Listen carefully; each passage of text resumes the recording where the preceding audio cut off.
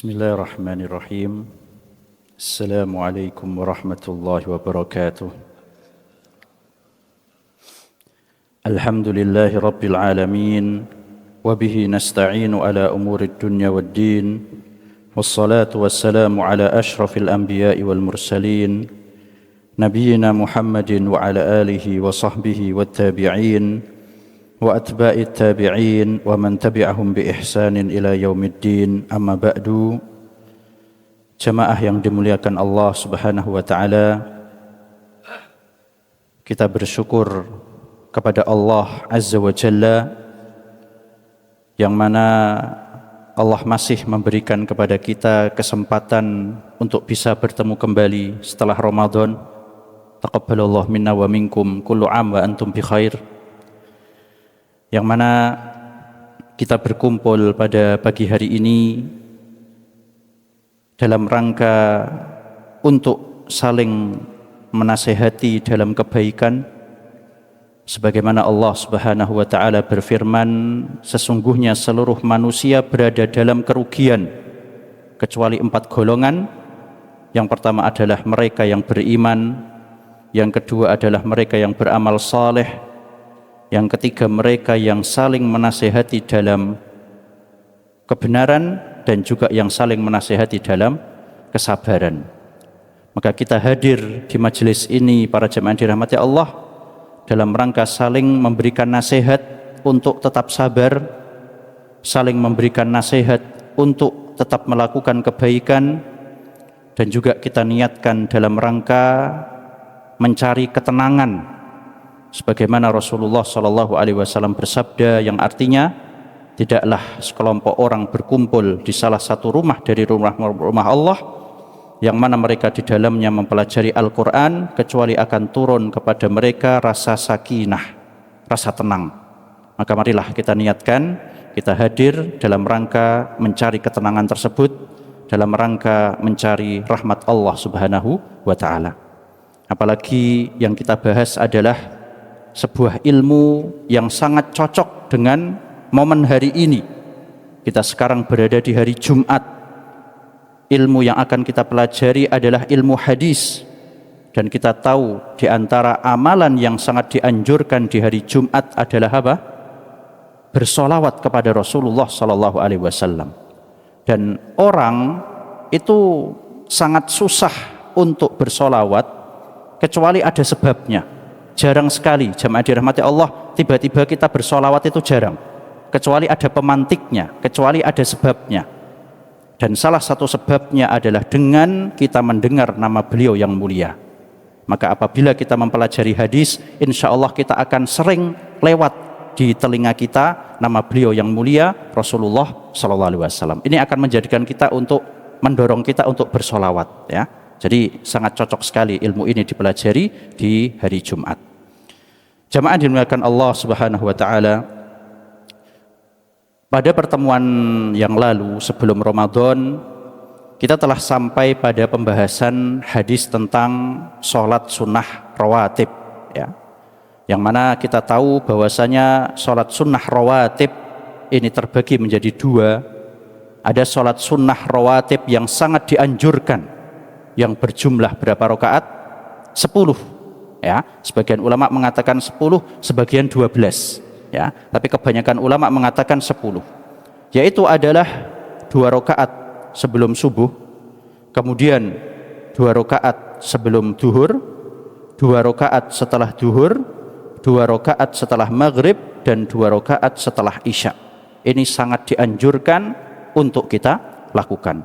Bahkan dalam sebuah hadis dikatakan bahwasanya Rasulullah SAW sangat menjaga 10 rakaat ini. Dan dalam hadis yang lain dikatakan, barang siapa yang menjaga 12 rakaat dalam sehari semalam, maka Allah akan bangunkan dia rumah di surga, ya. Maka marilah jemaah dirahmati Allah, kita jaga sholat sunnah rawatib ini, terutama sholat sunnah rawatib yang dianjurkan. Selain 10 rakaat ini, maka hukumnya adalah ya tetap dianjurkan, tapi tidak sekuat yang pertama, ya. Contohnya seperti sholat sunnah rawatib qobliyah asar, dianjurkan, ya bagus kalau kita sholat, tapi memang anjurannya tidak sekuat yang 10 rakaat yang tadi kita sebutkan. Sebelum maghrib dianjurkan, sebelum isya dianjurkan, ya. Nah, jadi intinya yang namanya sholat 5 waktu ini rata-rata didahului dengan sholat sunnah dan juga diakhiri dengan sholat sunnah.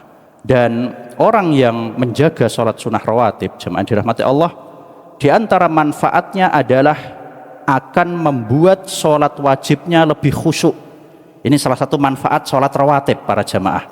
Jadi kalau kita pengen memperbaiki kualitas sholat wajib kita pengen merasakan kelezatan dalam sholat wajib kita, salah satu caranya adalah dahului sholat wajib kita dengan sholat sunnah rawatib, ya. Nah, dan juga di antara keistimewaan yang lainnya bagi kita yang menjaga sholat sunnah rawatib, kalau suatu saat kita ada uzur, contohnya kita safar atau kita sakit misalnya, kemudian kita tidak melakukan sholat sunnah tersebut, maka Allah Subhanahu wa ta'ala akan tetap nulis pahalanya, ya. Ini sebuah privilege bagi kita yang konsisten melakukan sholat sunnah tersebut, tapi khusus yang konsisten para jamaah. Dalam sebuah hadis Nabi SAW mengatakan, idza maridul abdu aw safara, apabila seorang hamba sakit atau safar. Namanya sakit atau safar ini kan untuk melakukan ibadah tidak sesemangat ketika sehat dan ketika mukim, ya. Maka kata beliau apa? Kutiba lahu ma kana ya'malu muqiman sahihan, maka akan ditulis baginya pahala yang dia lakukan ketika mukim dan ketika dia sehat. Maka marilah, mumpung kita ada kesempatan, kita sama Allah dikasih kesehatan, kita sama Allah dikasih bisa tinggal di tempat yang alhamdulillah nyaman, manfaatkan untuk sholat sunnah rawatib. Karena suatu saat ketika kita ada uzur, kemudian kita tidak bisa melakukan sholat sunnah tersebut, Allah tetap menulis pahalanya, ya. Nah, kita baca hadis yang selanjutnya, jemaah dirahmati Allah. Jadi dari 10 rakaat tadi ada satu sholat yang Nabi SAW ini sangat menjaganya, ya. Jadi dari 10 tadi, Pak, 2 rakaat sebelum subuh, 2 rakaat sebelum duhur, 2 rakaat setelah duhur, 2 rakaat setelah maghrib, setelah isya, ini ada 2 rakaat yang beliau sangat menjaganya. Apa itu? Ya, kita baca hadisnya. Nah, qala al-musannif rahimahullahu ta'ala, berkata penulis semoga Allah merahmatinya,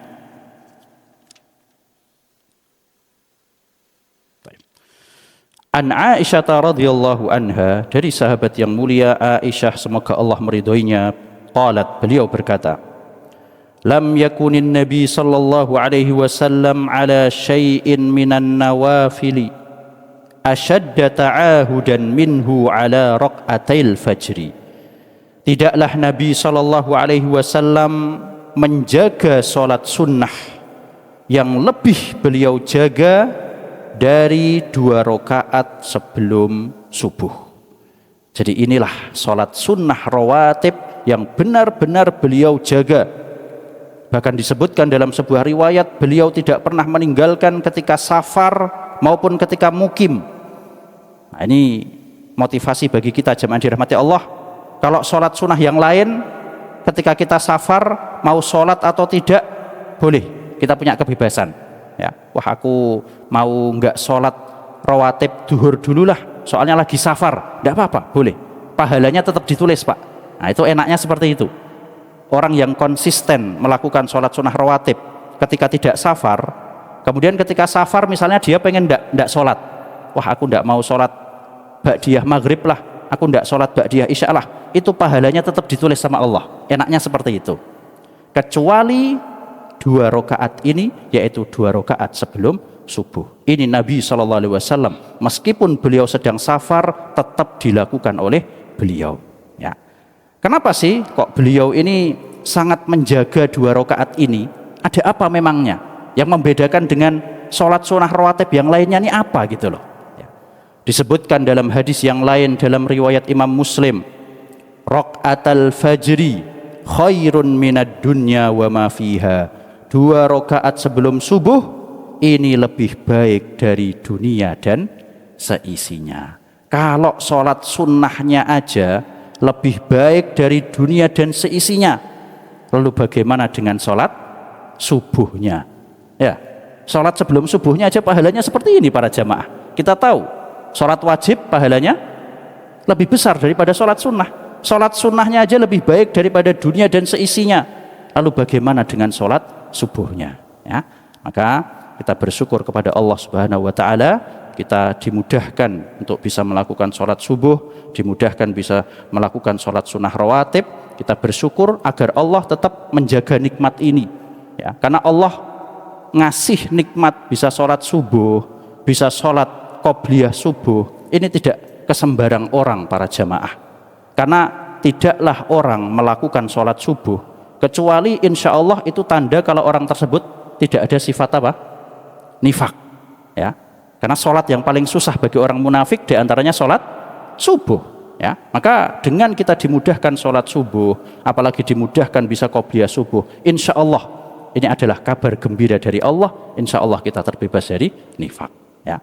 Dan para ulama mengatakan biasanya orang yang menjaga 2 rakaat sebelum subuh ini juga menjaga sholat malam.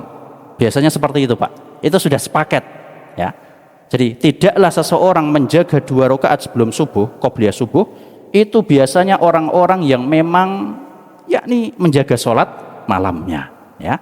Nah, jadi inilah salah satu keutamaan melakukan sholat 2 rakaat sebelum subuh. Wallahu a'lam. Jamaah yang dimuliakan Allah Subhanahu wa taala, di antara ciri khas atau perbedaan sholat sunnah qobliyah subuh dibandingkan sholat sunnah yang lainnya, disebutkan bahwasanya beliau itu melakukannya tidak lama-lama. Ya, ini cara atau ciri khas 2 rakaat qobliyah subuh para jamaah. Jadi sholatnya itu tidak terlalu panjang.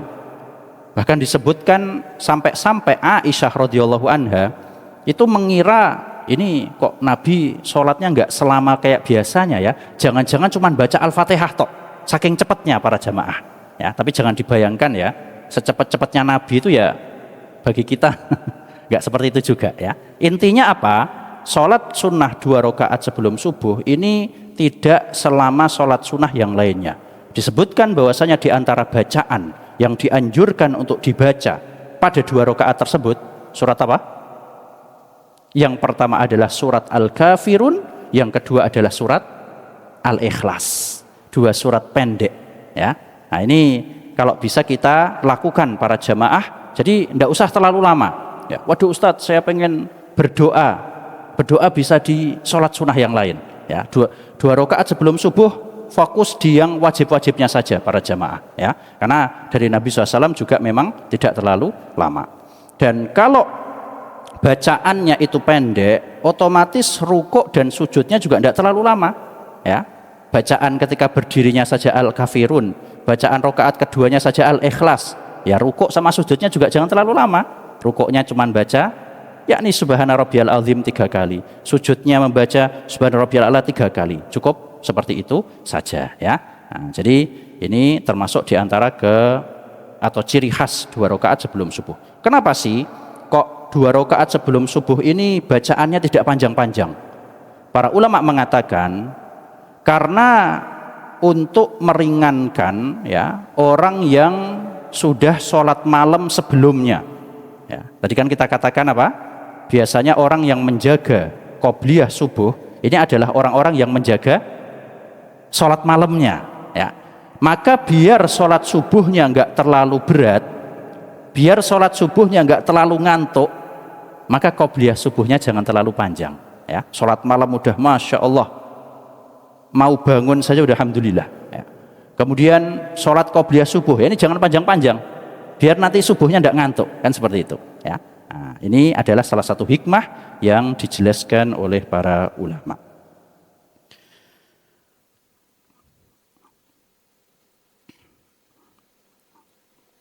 Baik. Kemudian selanjutnya kita telah selesai dari membahas tentang sholat sunnah rawatib. Kita masuk ke dalam bab yang selanjutnya, yaitu tentang bab al-adzan wal iqamah, bab tentang azan dan iqamah. Jamaah yang dimuliakan Allah Subhanahu wa taala, Para ulama menjelaskan bahwasanya azan ini adalah sebuah tanda akan masuknya waktu sholat. Jadi kita punya azan, kita punya iqamah. Kalau azan ini adalah tanda akan masuknya waktu sholat. Adapun iqamah, maka ini adalah tanda bahwasanya apa? Sholat akan ditegakkan. Ini bedanya. Ya. Makanya aneh ketika orang nunggu iqamah. Ya, iqamah ini orang-orang sudah mau pada sholat gitu loh. Harusnya ke masjidnya pas azan. Karena sebagian kita ada yang punya kebiasaan ke masjidnya nunggu apa? Iqamah. Nah, ini ada sebuah hadis jemaah dirahmati Allah. Semoga dengan hadis ini bisa memotivasi kita supaya tidak molor-molorin waktu berangkat ke masjidnya. Rasulullah Shallallahu Alaihi Wasallam pernah bersabda yang artinya, tidaklah seseorang selalu mengakhirkan berangkat menuju masjid sampai-sampai Allah Subhanahu wa taala besok akan mengakhirkan dia dari masuk surga. Nah, ini jadi motivasi kita, Pak, ya. Ketika kita sudah dengar azan, terus ada bisikan-bisikan, ada hawa nafsu, nantilah, ya, nunggu sampai iqamat kan 20 menit, santai aja lah, ya. Nantilah, kan yang penting sholat berjamaah itu dapat 1 rakaat minimal, biar tetap ditulis jamaah gitu loh, Pak. Nah, ketika ada bisikan-bisikan seperti ini, kita ingat hadis tadi. Subhanallah, aku kalau suka mengakhirkan seperti ini, aku kalau suka mundur-mundurin tanpa uzur, khawatirnya na'udzubillah bin zalik, besok di akhirat dimundurkan masuk surganya. Ya, masuk surga insya Allah, tapi telat gitu loh. Kita aja antri mau dapat apa? Bukber aja pengen cepet. Ya, ini mau masuk surga, mau gitu loh, diakhirkan ya. Ya, mau antri takjil aja rebutan kita, ya, ini masuk surga, ya. Nah, jadi marilah ya kita tunjukkan ketika azan sudah dikumandangkan, kita berusaha untuk memenuhi panggilan tersebut. Bahkan disebutkan jemaah dirahmati Allah, para sahabat Nabi Shallallahu Alaihi Wasallam ketika mereka mendengar azan, sebagian mereka itu ada yang berprofesi sebagai tukang kayu, ya.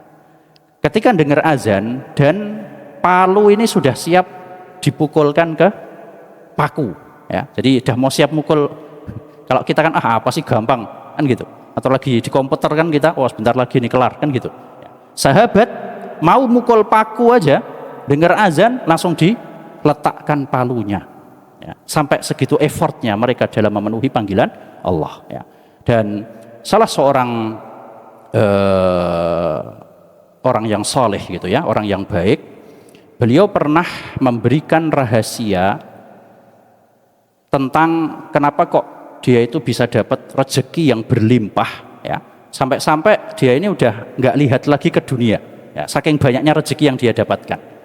Ketika ditanya, apa sih rahasia kok kamu Masya Allah dikasih rezeki yang sangat berlimpah, ya, dia ngaku sendiri, semenjak aku ngamalkan 3 hal ini, maka aku mendapati rezekiku ini kayak banjir, ya, sampai aku udah nggak mikir lagi tentang dunia, ya.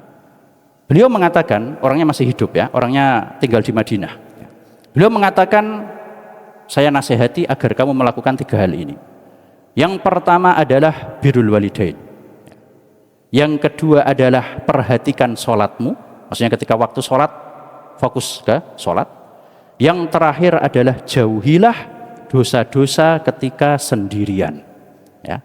Jadi beliau sharing kepada kita, apa sih rahasia kok beliau ini Masya Allah dimudahkan urusan dunianya sama Allah. Ternyata beliau menasihati agar kita melakukan 3 hal ini, ya, nggak ada salahnya, benar semua. Birrul walidain sebab keberkahan, kemudian memperhatikan sholat sebab keberkahan dunia akhirat. Allah Subhanahu wa taala mengatakan, wa'mur ahlaka bis sholati wastabir 'alaiha, perintahkanlah keluargamu untuk sholat dan ekstra sabarlah. La nas'aluka rizqa, kami tidak minta dari kalian rezeki, nahnu narzukuk, tapi kamilah yang ngasih rezeki kepada kalian. Berarti ketika kita menjaga sholat, ketika kita selalu mendidik keluarga kita untuk sholat, Allah jamin rezeki kita untuk kita, ya. Dan yang terakhir adalah jauhilah dosa-dosa ketika kita sendirian, ya. Nah, jadi ini adalah motivasi agar kita ketika azan berusaha untuk menuju masjid, ya. Nah, taib. Dan azan jamaah dimuliakan Allah ini kalau kita lihat bagaimana proses kok bisa azan ini jadi panggilan untuk sholat, ini sangat unik ceritanya para jamaah. Disebutkan dalam sebuah hadis, dahulu Nabi SAW dan para sahabatnya ini berunding. Gimana caranya atau dengan cara apa kita manggil kaum muslimin supaya untuk melakukan apa? Sholat ke masjid. Caranya gimana? Dulu belum ada azan, Pak. Ya. Dan azan itu disyariatkan di mana? Madinah. Ya. Jadi pertama kali di Madinah. Maka sebagian sahabat mengatakan, oh kita pakai ini aja, lonceng. Ya. Nggak setuju. Oh itu mirip seperti ini, gitu ya.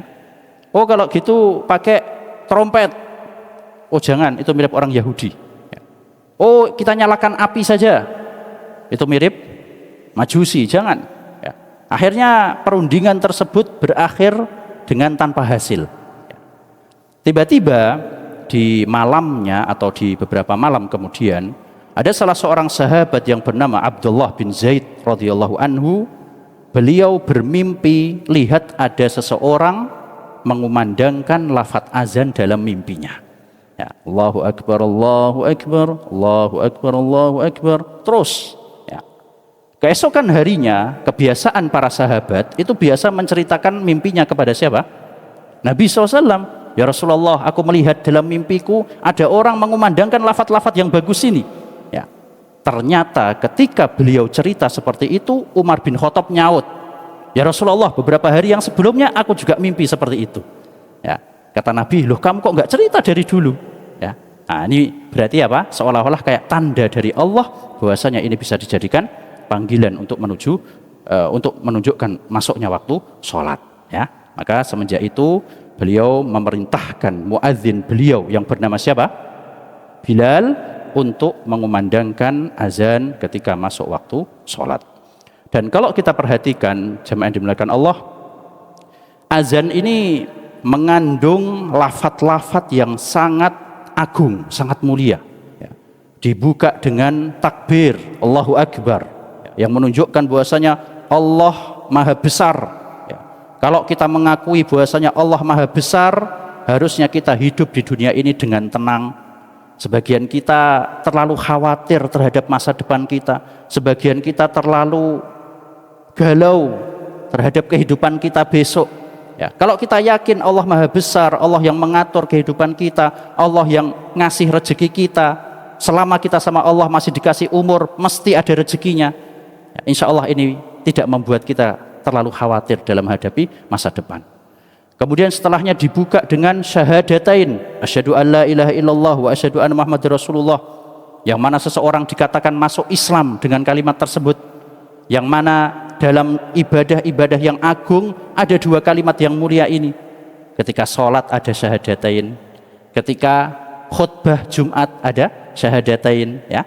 Nah, jadi azan mengandung kalimat-kalimat yang agung, kalimat-kalimat yang mulia. Dan para ulama mengatakan di antara hikmah dari azan, hikmahnya apa sih? Kita bersyukur ya jemaah dirahmati Allah, kita tinggal di sebuah tempat ya yang mana alhamdulillah azan boleh dikumandangkan. Alhamdulillah, ini nikmat yang sangat besar sekali para jemaah. Kadang kita kalau ketemu teman kita ya dari beberapa negara yang mana di sana tidak boleh dikumandangkan. Ya, meskipun negaranya negara maju, subhanallah, tapi mereka ngerasakan tidak ada kenikmatan ketika ada sesuatu yang hilang gitu loh. Ya. Nah, jadi kita bersyukur kepada Allah, kita berada di suatu tempat yang alhamdulillah azan masih bisa dikumandangkan. Dan kalau kita perhatikan, Islam adalah agama yang mengajarkan toleransi. Islam adalah agama yang mengajarkan kita bersikap untuk tengah-tengah. Ya. Maksudnya gimana? Kalau kita perhatikan, yang diperintahkan untuk dijaharkan itu apa? Dikeraskan, dikeluarkan suaranya gitu ya. Yang diperintahkan untuk dijaharkan berkaitan dengan sholat itu apa? Untuk keluar suaranya itu apa? Azan. Ya. Nah ini kalau kita ngikuti aturan Islam jamaah dirahmati Allah, insya Allah kita bisa bersikap tengah-tengah. Ya. Sebagian orang ada yang melarang tidak boleh mengumandangkan azan. Wah, ini salah. Ya. Sebagian yang lain terlalu berlebih-lebihan. Bukan cuma azan tok yang keluar. Ya, orang ngobrol dikeluarin, ya. Atau apalah hal-hal yang tidak penting, suaranya dikencengin. Ya. Padahal di sana ada mungkin orang yang istirahat, ada yang mungkin butuh lagi belajar, ya. Akhirnya terganggu. Ya. Maka ketika kita mengikuti ajaran Nabi SAW, oh yang perlu dikencengkan, yang perlu dikeraskan suaranya adalah azan. Ini insya Allah menjadikan kita sikap tengah-tengah. Jadi tidak terlalu membungkam, ya. Bahkan azan pun tidak boleh keluar, tapi juga nggak terlalu berlebih-lebihan. Ya. Selain azan suaranya juga keluar. Dan kalau kita mau contoh, ya, ketika atau berdasarkan pengalaman saya, ya, di antara tempat yang sangat bagus dalam melakukan aturan ini adalah Saudi Arabia. Ya, Arab Saudi ini bagus para jamaah. Suara yang keluar dari masjid itu cuma apa? Azan dan iqamah tok. Ya, jadi nggak ganggu-ganggu banget, tapi juga syiar Islamnya masih ada. Sebagian negara azan dan iqamah tidak boleh keluar. Ya, sebagian tempat azan, iqamah, inilah itulah keluar semua. Ya, maka sikap yang tengah-tengah adalah mencukupkan hanya azan dan iqamah. Jadi syiar Islamnya tetap ada, di sisi lain tidak mengganggu yang sekitar masjid, ya, seperti itu. Nah, baik. Jadi di antara hikmah dari azan yang pertama adalah bahwasanya azan adalah menunjukkan syiar Islam, ya, tunjukkan syiar Islam tersebut. Kemudian yang kedua adalah menampakkan kalimat tauhid. Apa itu kalimat tauhid yang ada dalam azan? Kalimat tauhid yang ada dalam azan apa, Pak? La ilaha illallah, kalimat tauhid, ya. Kita tampakkan, kita membuka hidup kita dengan kalimat tauhid, dan insya Allah kita mengakhirinya dengan kalimat tauhid, la ilaha illallah. Nah, begitu pula dalam azan ada penetapan bahwasanya Muhammad Rasulullah sallallahu alaihi wasallam, ya. Begitu pula dalam azan ada pengkabaran akan masuknya waktu sholat. Sebagian dari kita patokannya adalah azan, kan gitu, ya. Kalau azan nggak dikumandangkan dengan keras, ya kasihan. Waduh, ini dah masuk waktu sholat atau belum, ya. Nah, maka dengan ditampakkan azan tersebut, dengan dikumandangkan azan tersebut, ini membantu kaum muslimin untuk menunjukkan bahwasanya waktu sholat telah masuk. Nah, begitu pula di antara hikmah dari azan, ini penting, nasihat bagi laki-laki, yaitu adalah mengajak untuk melakukan sholat berjamaah.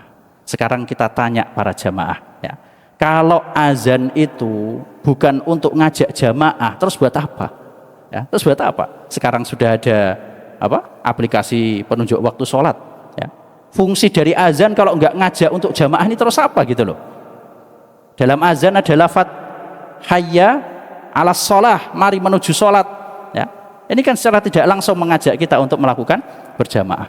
Masjid dibangun kalau bukan untuk melakukan sholat jamaah, terus untuk apa?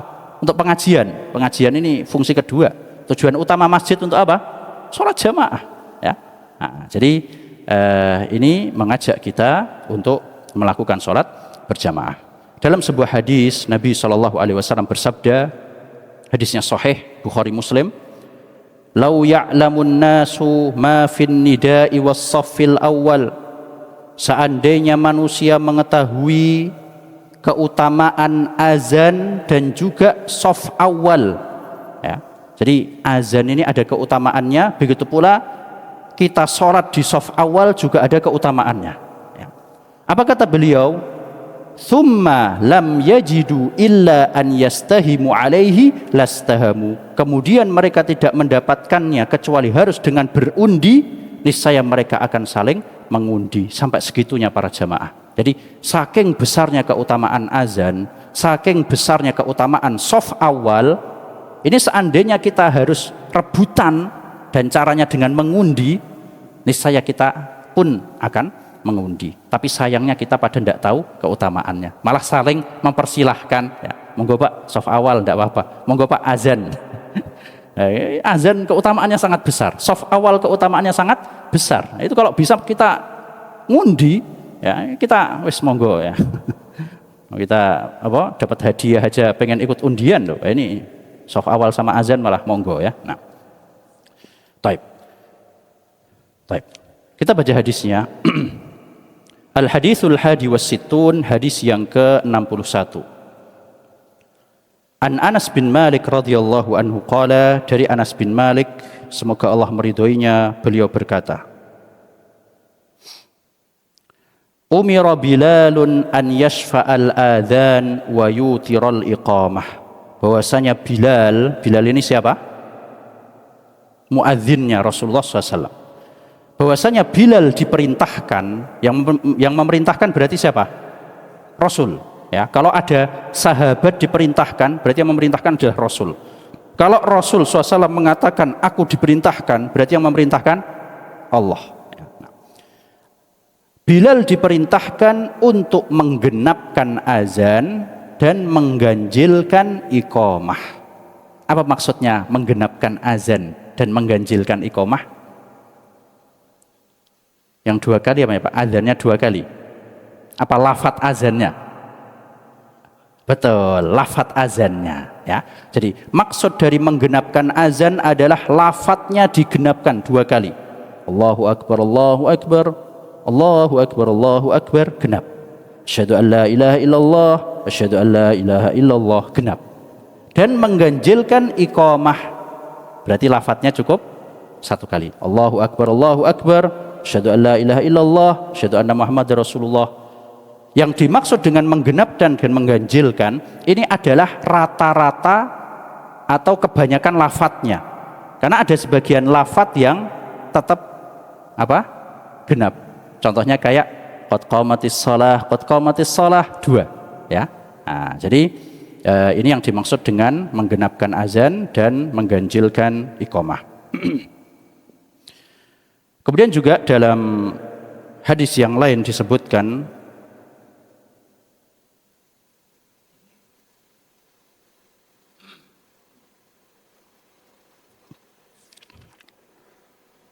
ini hadisnya agak panjang.